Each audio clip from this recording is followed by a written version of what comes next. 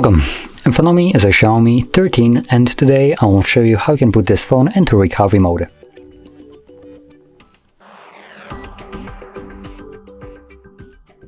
Now to get started, hold power key and volume up, select power off, and once the device turns off you want to hold power key and volume up once more.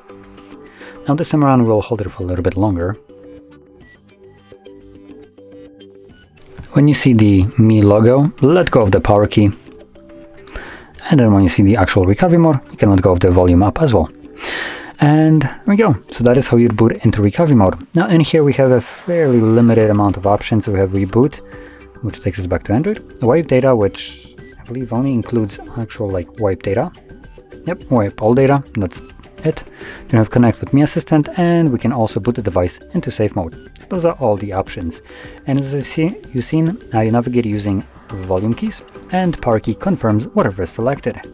With that in mind, I'm going to select reboot or confirm it, reboot to system, and this will take me back to Android. And as you can see, we are now back in Android.